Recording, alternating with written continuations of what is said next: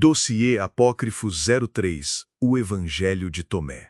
No Evangelho de João, conhecemos Tomé como o apóstolo que duvidou, que precisou de ver para crer. Mas e se eu lhe dissesse que existe um outro evangelho atribuído a este mesmo Tomé, que não conta a história da vida de Jesus, mas sim as suas palavras secretas? Em 1945, perto da cidade de Nag Hammadi, no Egito, um camponês fez uma descoberta que abalaria o mundo da arqueologia bíblica. Dentro de um jarro de barro, encontrou uma biblioteca perdida de textos antigos, e entre eles, um manuscrito completo do Evangelho de Tomé, um livro que não contém milagres, nem a narrativa da crucificação ou da ressurreição. Apenas 114 ditos, enigmas e parábolas atribuídas a Jesus. O que são estas palavras secretas? Por que este evangelho é tão diferente dos 4 que conhecemos e por que ele foi deixado de fora da Bíblia? Hoje, no Farol da Fé, vamos decifrar os segredos do Evangelho de Tomé e explorar uma visão fascinante e controversa de Jesus e dos seus ensinamentos. Parte 1. Um evangelho diferente de tudo. O Evangelho de Tomé começa com uma promessa intrigante. Quem encontrar a interpretação destes ditos não provará a morte. Imediatamente percebemos que estamos num território diferente.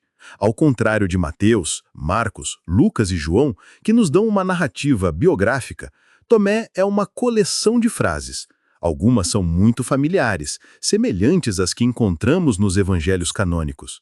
Por exemplo, o dito 34 diz: se um cego guia outro cego, ambos caem num buraco, o que nos lembra imediatamente de Mateus 15:14. Outros, entretanto, são completamente novos e enigmáticos, como o dito 7, que diz: bem-aventurado o leão que o homem come, e o leão se torna homem, e amaldiçoado o homem que o leão come, e o leão se torna homem. Estas são palavras que nos forçam a pensar, a procurar um significado mais profundo e espiritual. Parte 2. A mensagem secreta. O reino dentro de vós.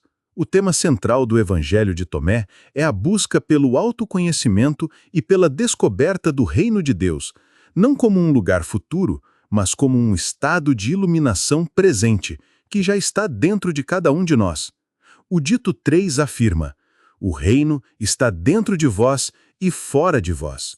Quando vos conhecerdes a vós mesmos, então sereis conhecidos e compreendereis que sois filhos do Pai vivo.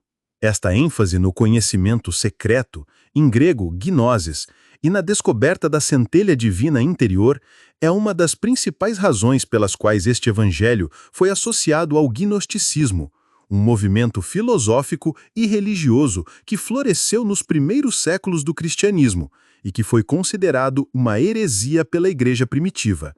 Para os gnósticos, a salvação não vinha pela fé na morte e ressurreição de Cristo, mas sim através do conhecimento secreto que Jesus transmitia aos seus discípulos mais próximos. Parte 3. Por que foi rejeitado? A igreja primitiva, liderada por figuras como o bispo Irineu de Lyon, combateu ferozmente o gnosticismo. Eles viam-no como uma distorção perigosa da mensagem do Evangelho. Enquanto os evangelhos canônicos enfatizam a humanidade e a divindade de Jesus, a sua morte sacrificial na cruz como pagamento pelos pecados e a sua ressurreição física, o Evangelho de Tomé ignora quase completamente estes eventos. A figura de Jesus em Tomé é a de um mestre de sabedoria, um guia espiritual que aponta o caminho para a iluminação interior, e não o Salvador que morre pela humanidade. Esta diferença teológica fundamental foi a principal razão pela qual o Evangelho de Tomé não passou pelos critérios de canonização. Ele não se alinhava com a fé apostólica que estava sendo pregada e aceita pela vasta maioria das comunidades cristãs. Por isso, foi considerado um texto herético e a sua circulação foi suprimida. Parte 4.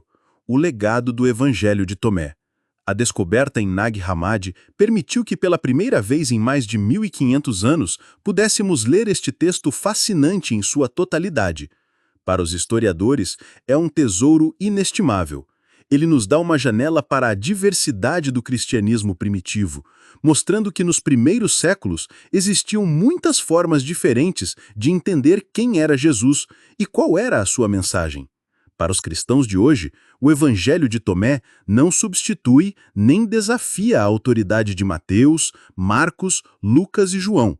No entanto, pode ser lido como um documento histórico que nos convida a refletir. As suas palavras enigmáticas nos forçam a pensar nas parábolas que já conhecemos de uma nova maneira e a aprofundar nossa própria busca pelo reino de Deus. O Evangelho de Tomé permanece como um eco misterioso do passado, um testemunho de uma fé que procurava a salvação não na história, mas no conhecimento secreto. Ele não é a palavra de Deus canônica, mas é uma parte fascinante da história da busca da humanidade por Deus. O que você acha destas palavras secretas de Jesus? Deixe sua opinião nos comentários. Se gostou de decifrar esse segredo conosco, junte-se ao Farol da Fé. Inscreva-se e deixe seu like. E não esqueça de ativar as notificações para não perder o próximo episódio da nossa série, Os Dossiês Apócrifos.